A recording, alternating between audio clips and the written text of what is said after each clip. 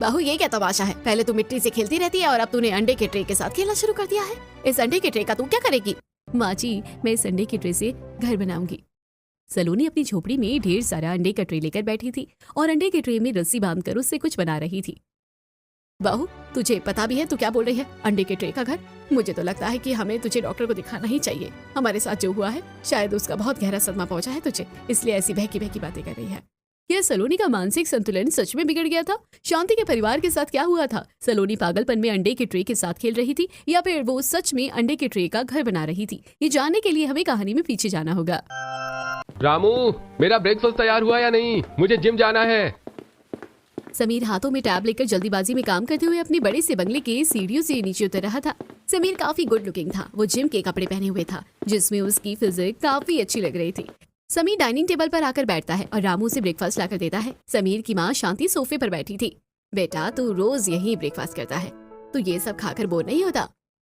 माँ, इन अंडों में प्रोटीन मिलती है और ये तो हमारे अपने पोल्ट्री फार्म के अंडे हैं। इसमें तो बहुत ताकत है। मैं अपनी हेल्थ मेंटेन करने के लिए अंडे खाता हूँ और प्रोटीन शेक पीता हूँ। समीर के पिता घनश्याम का बहुत बड़ा पोल्ट्री बिजनेस था जिसे समीर भी संभालता था। समीर ब्रेकफास्ट करते हुए टैब में काम कर रहा था। बेटा, कम से कम नाश्ता तो चैन से कर ले। नहीं माँ, मैं 1 मिनट भी रेस्ट नहीं कर सकता हूँ। आपको तो पता ही है, मैं और पिताजी दूसरे शहर में पोल्ट्री फार्म खोल रहे हैं और उसके लिए हमने कितना लोन लिया हुआ है। मुझे हार्ड वर्क करना होगा और हेल्थ भी जरूरी है, इसीलिए मैं जिम जाता हूँ, क्योंकि हमें अपना क्लास भी तो मेंटेन करना है। I am proud of you Sameer, तू बिल्कुल मुझ पर गया है। बेटा, इस दुनिया में पैसे से इम्पोर्टेंट और कुछ भी नहीं है और पैसे कमाने के लिए इंसान को हार्ड वर्क करनी पड़ती है। समीर और शांति को पैसे से बहुत प्यार था। वो पैसों के आगे किसी को भी कुछ नहीं समझते थे। समीर शांति से बात करते हुए टैब में वीडियो भी देख रहा था। वो वीडियो देखते हुए कहता है, माँ, इन गरीब लोगों को देखिए। ये लोग जुगाड़ करके अलग अलग तरीके से खेती कर रहे हैं। इन लोगों के पास तो पैसे होते नहीं है, इसलिए हम जैसे अमीर लोगों की नजरों में आने के लिए ये लोग ये सब करते हैं। अच्छा माँ, मेरा ब्रेकफास्ट हो गया है, मैं जिम जा रहा हूँ। समीर अपना ब्रेकफास्ट करके जिम चला जाता है। तभी शांति की सहेली मेनका उसके घर आती है। समीर, क्या भी अभी जिम गया है? जिम करने की वजह से ही वो 30 की उम्र में भी 30 का नहीं लगता है। और नहीं तो क्या, मेरा बेटा अपनी क्लास मेंटेन रखता है। शांति, तेरे क्लास को देखकर ही मैं तेरे बेटे समीर के लिए बहुत ही अभी लड़की ढूंढ कर लाई हूँ। अगर समीर की उससे शादी हो गई तो तेरा रुतबा और बढ़ जाएगा। मेनका इतना कहती है कि तभी घनश्याम और रानी दोनों जॉगिंग करके घर आते हैं। मम्मी, क्या आप सच में समीर भैया की शादी करने वाली है? वाह, बड़ा मजा आएगा। मैं तो बहुत सारी शॉपिंग करूंगी। शांति, तुम अपनी दोस्त को बोल दो मेरे बेटे के लिए कोई रिश्ता देखने की जरूरत नहीं है। मैंने अपने बेटे की शादी फिक्स कर दी है और मैं जिससे कहूंगा उसकी शादी उसी से होगी। आपने मुझसे बिना पूछे मेरे बेटे की शादी किससे तय की? शांति, शायद मैंने गलत वक्त पर ये बात छेड़ दी। मैं चलती हूँ। माहौल गर्म होता देखकर मेनका शांति के घर से चली जाती है। शांति, मैंने समीर की शादी मेरे मैनेजर अशोक की बेटी सलोनी से तय की है। वो बहुत अच्छी लड़की है। मैं कई बार उससे मिला हूँ। वो सुंदर है, सुशील है। सलोनी ही मेरे पैसे की घमंडी बेटे को सही रास्ते पर ला सकती है। तुम्हारी पसंद की बहू तो तुम्हारी जैसी घमंडी ही होगी। मैंने अशोक से बात कर ली है। एक बार सलोनी हाँ कर दे तो मैं दोनों की शादी कर दूंगा। एक तरफ घनश्याम सलोनी से समीर की शादी की बात कर रहा था, तो वहीं सलोनी अपने घर पर ही टी-शर्ट और ट्राउजर पहने हुए हाथ में ढेर सारा अंडे का ट्रे लेकर घर के अंदर आती है। सलोनी, तू इतने सारे अंडे का ट्रे लेकर क्यों आई है? मुझे पता है तू इस कबाड़ से घर भरने वाली है। अरे नहीं माँ, ये कबाड़ या बेकार नहीं है, बल्कि बड़े काम की चीज है। रुकिए, मैं अभी आपको दिखाती हूँ। सलोनी अंडे का ट्रे लेकर अपने रूम में जाती है और अपनी अलमारी से आर्ट एंड क्राफ्ट का सामान निकालकर अंडे के ट्रे में पेंट करके उसमें स्टोन चिपकाकर अलग अलग तरह के वॉल हैंगिंग बनाती है और उसे हॉल रूम में सजा देती है। माँ देखिए कितना सुंदर वॉल हैंगिंग बनाया है। हाँ, ये तो सुंदर है, लेकिन तू इतने सारे अंडे ट्रे क्या ही करेगी? माँ, मैं उसमें पौधे उगाऊंगी। अगर आप कहे तो मैं आपके लिए धनिया पुदीना भी उगा दूंगी। नहीं, उसकी कोई जरूरत नहीं है। मुझे पता है कि मेरी बेटी कितनी टैलेंटेड है। तो ये सब अपने ससुराल में जाकर उगाना। तेरे पिताजी ने अपने बॉस के बेटे से तेरी शादी फिक्स कर दी है। तुझे कोई प्रॉब्लम तो नहीं है ना? नहीं माँ, मुझे क्यों कोई प्रॉब्लम होगी? पिताजी जहाँ कहेंगे मैं वहीं शादी करूंगी। सलोनी के हाँ कर देने के बाद बड़े धूमधाम से सलोनी और समीर की शादी हो जाती है और सलोनी शादी करके अपने ससुराल आ जाती है। शांति सलोनी का गृह प्रवेश करवा रही थी कि तभी, अरे घनश्याम जी ने समीर की शादी इस गरीब लड़की से करवाई है। मुझे तो लगा था कि उन्होंने किसी बहुत बड़ी अमीर घर की लड़की से समीर की शादी तय की होगी। मेनका आंटी, आप किसके बारे में बात कर रही हैं? आपको पता भी है सलोनी अब मेरी वाइफ है। अब मेरा जो क्लास है वही सलोनी का भी है, समझिए आप। समीर मेनका को डांट कर उसे चुप करवा देता है। शांति समीर को सलोनी का गृह प्रवेश करवाती है।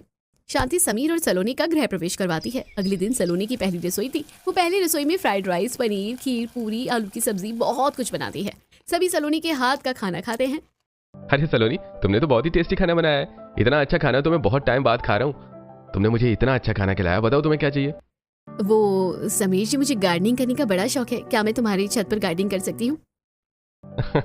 हाँ क्यों नहीं, मैं रामू काका को बोल के सारा सामान मंगवा दूंगा। और ये लो डायमंड का सेट, मैं तुम्हारे लिए लेकर आया था। भैया ये नेकलेस तो बहुत ही सुंदर है। भैया कहीं आपको भाभी से प्यार तो नहीं हो गया है? रानी की बात सुनकर समीर शर्मा जाता है। सभी खाना खाते हैं। रामू काका मिट्टी पौधे उगाने के लिए गमला, खाद, पौधे के बीज सब कुछ लेकर आ जाते हैं। घर के थोड़े बहुत काम करके शाम को सलोनी छत पर जाकर गार्डनिंग करती है। गार्डनिंग करने की वजह से डिजाइनर साड़ी में मिट्टी लग गई थी। जब वो छत से अपने रूम में जाती है तभी शांति उसे देख लेती है। पता नहीं घनश्याम जी ने क्या देखकर मेरे बेटे की शादी इस लड़की से की है।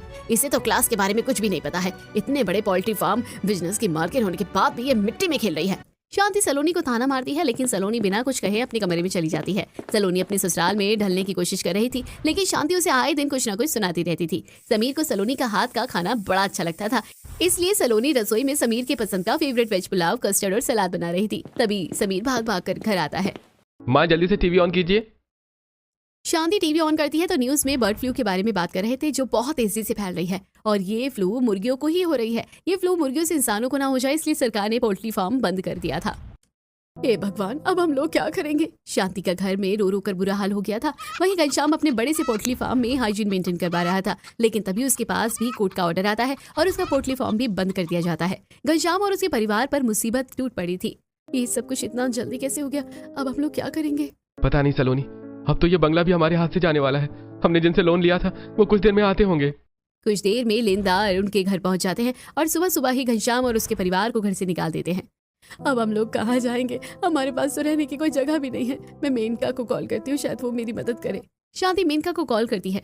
मेनका, हमारा घर हमारे हाथ से चला गया है, क्या हम लोग कुछ दिन तेरे घर पर आ सकते हैं? नहीं शांति, मेरे घर पर मेरी बेटी दामाद आए हुए हैं, उनके रहते अच्छा नहीं लगेगा ना। इतना कहकर मेनका फोन काट देती है। तभी रानी, मेनका आंटी की बेटी की तो अभी शादी भी नहीं हुई है। कितने झूठे होते हैं ये लोग। घनश्याम और समीर अपने कई रिश्तेदारों को फोन करते हैं, लेकिन कोई उनकी मदद नहीं करता है। तभी सलोनी अपने पिता को फोन करती है। पिताजी, हमारा सब कुछ चला गया है। मुझे पता है बेटी, तुझे कुछ कहने की जरूरत नहीं है। तू अपने ससुराल वालों को हमारे दूसरे घर पर ले जा, मैं वहां उनके रहने का इंतजाम करवा दूंगा। तेरे ससुर जी को मेरे उस घर के बारे में पता है। ससुर जी, पिताजी ने कहा है कि हम लोग उनके दूसरे घर में रह सकते हैं, आप हमें वहां लेकर चलिए। घनश्याम अपने पूरे परिवार को लेकर अशोक के दूसरे घर में आ जाता है।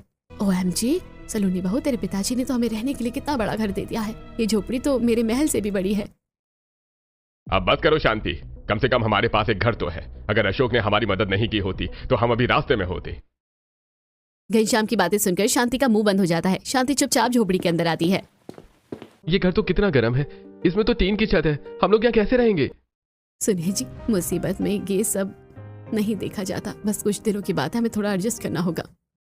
समीर बेटा, बहू बिल्कुल सही कह रही है, हमें समय के साथ चलना चाहिए। अभी हमारा समय खराब है तो हमारे पास जो है हमें उसी में गुजारा करना पड़ेगा।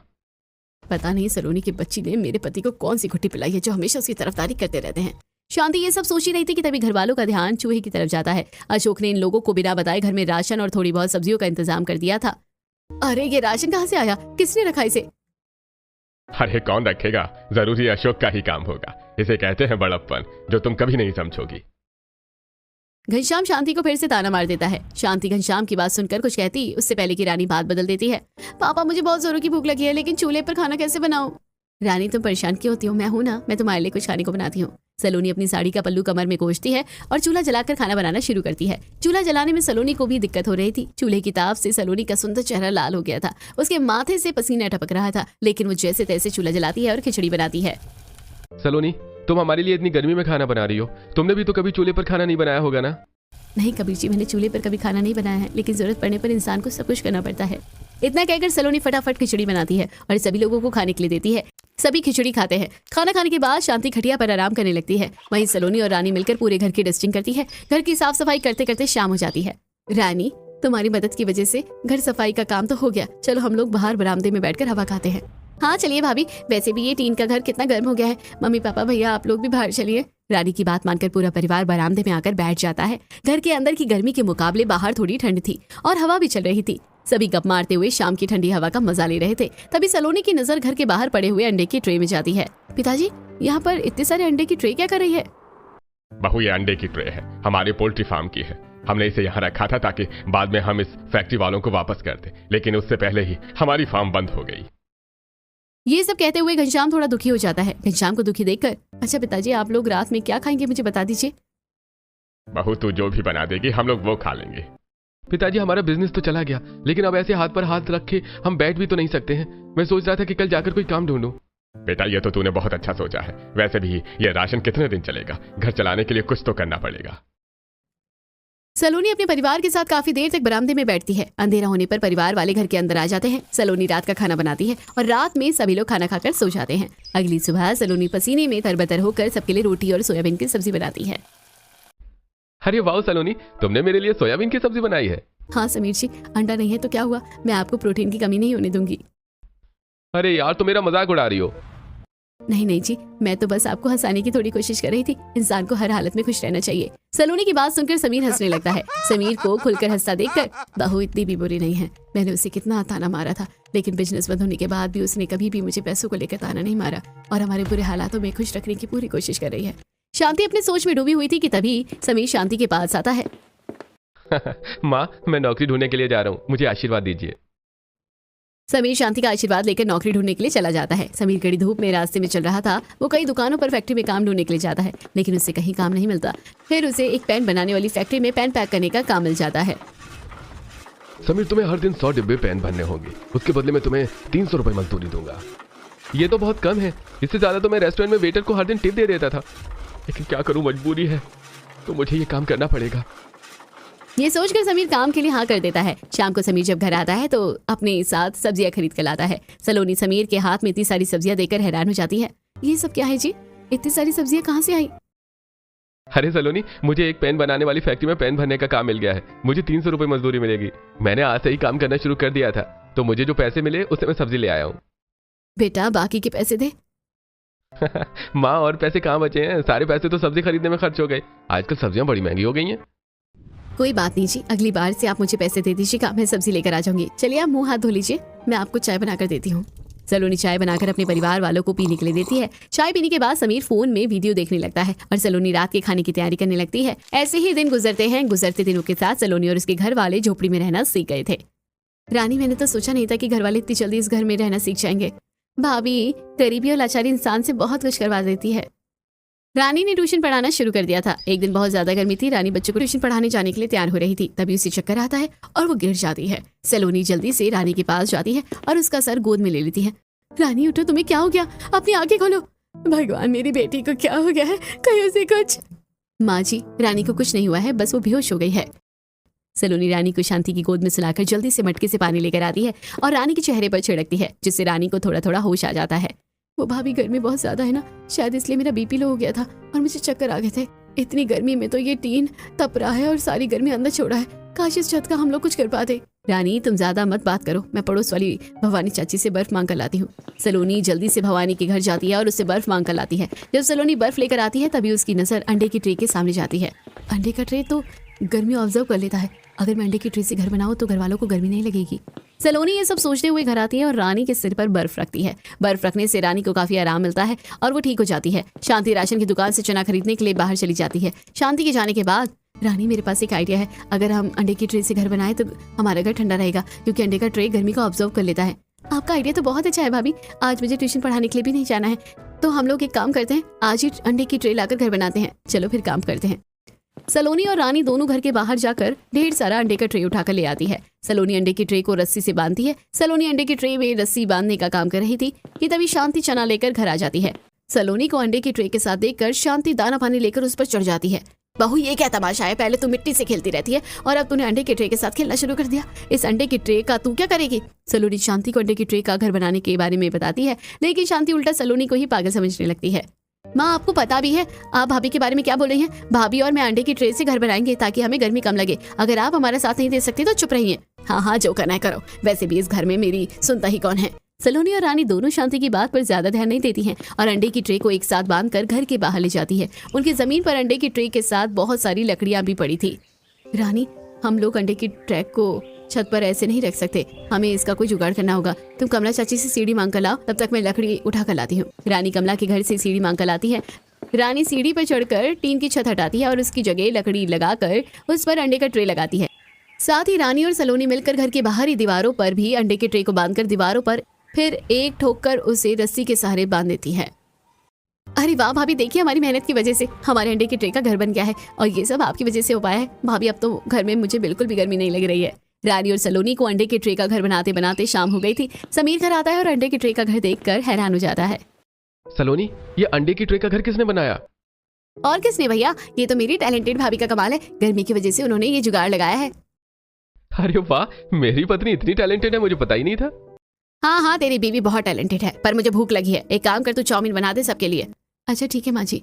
सलोनी चूल्हा जलाकर चाउमीन उबालती है और फिर मसाले तैयार करके चाउमीन बनाती है। चाउमीन बनाते बनाते सलोनी गर्मी में परेशान हो जाती है। चूल्हे के धुएं और ताप की वजह से घर फिर से गर्म हो जाता है, जिसे देखकर शांति ताना मारती है। क्या फायदा बहू इतनी मेहनत करने का, घर तो अभी भी वैसे ही गर्म हो रहा है। जब तक तू घर के अंदर खाना बनाएगी तब तक तो गर्म ही होगा।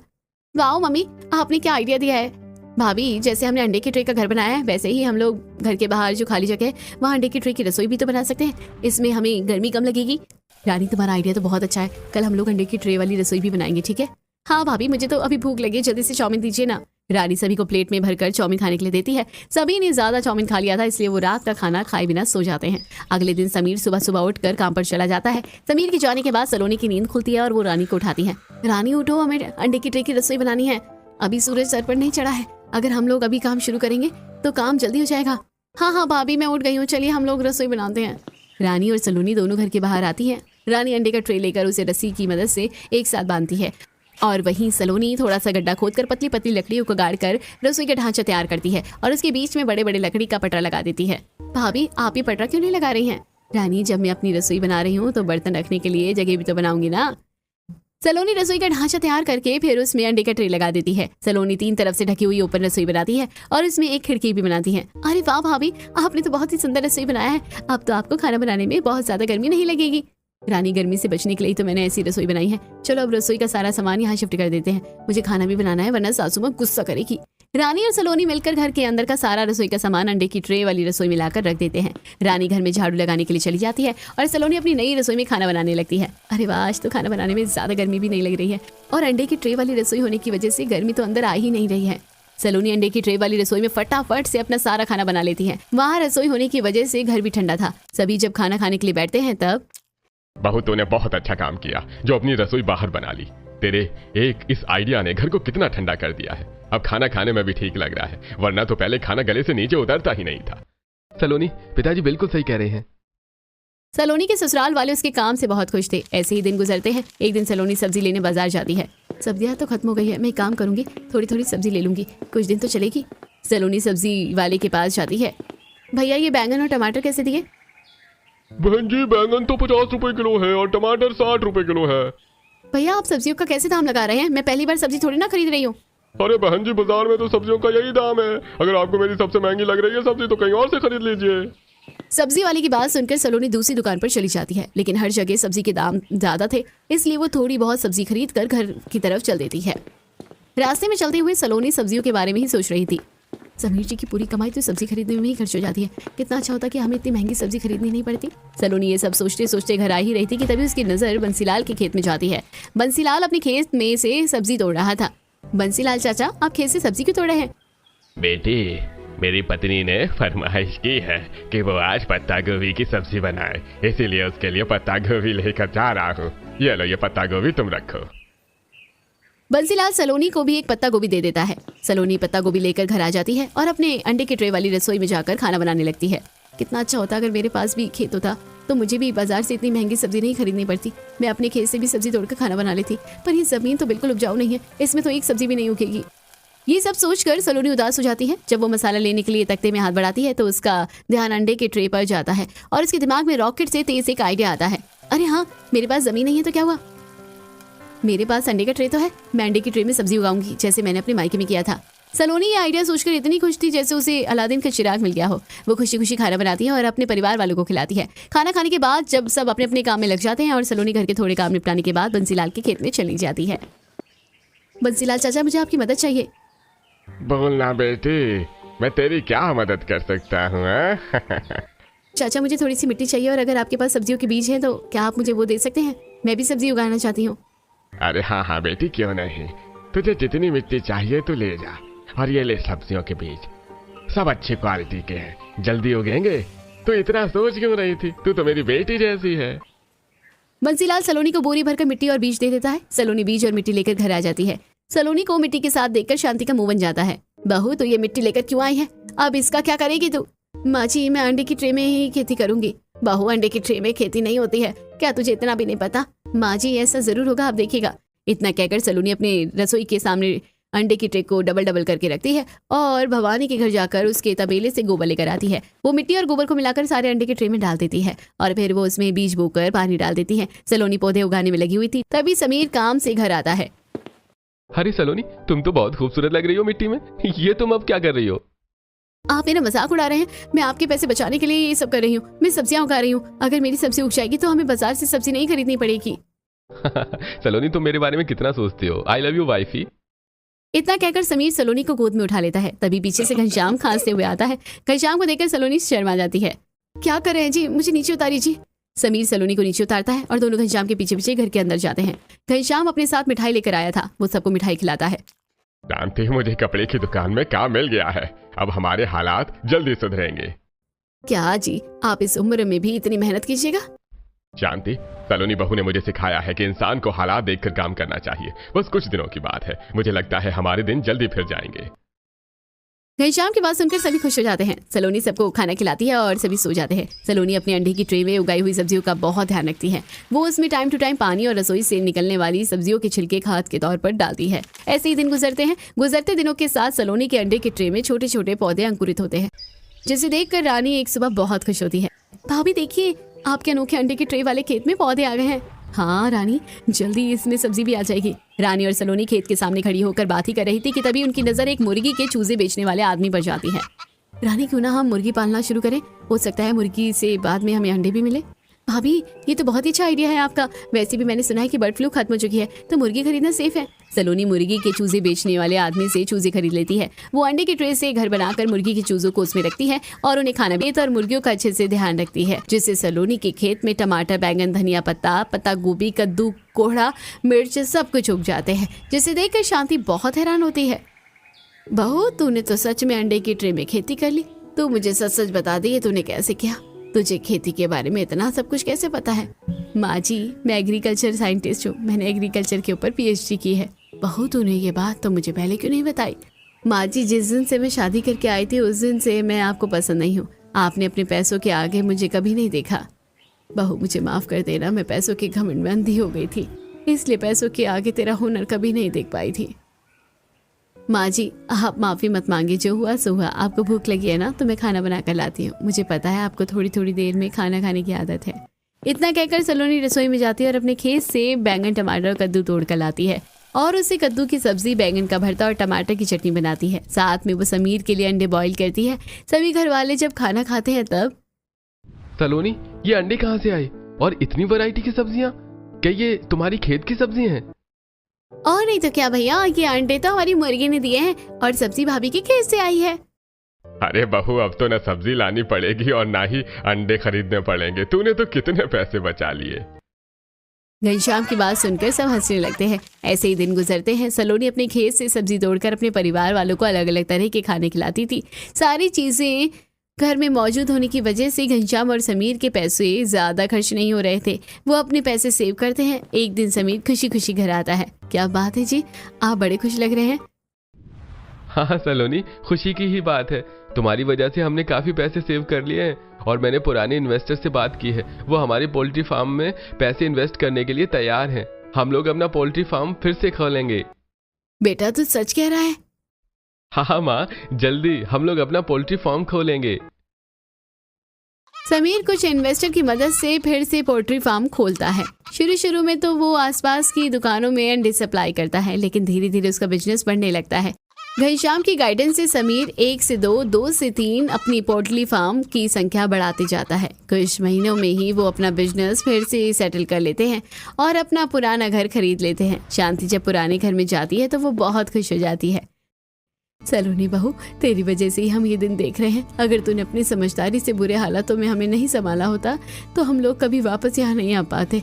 तेरी जैसे बहू तो हर सास को मिलनी चाहिए। शांति की बात सुनकर सलोनी की आंखों में आंसू आ जाते हैं। शांति सलोनी को गले लगा लेती है। सलोनी की जिंदगी में अब सब कुछ ठीक हो गया था। उसके पति और सास की आंखों से पैसों की झूठी शान की पट्टी हट गई थी। समीर ने गरीब लोगों की मदद करने के लिए एक NGO खोला था, जिसे सलोनी और वो दोनों साथ में मिलकर चलाते थे।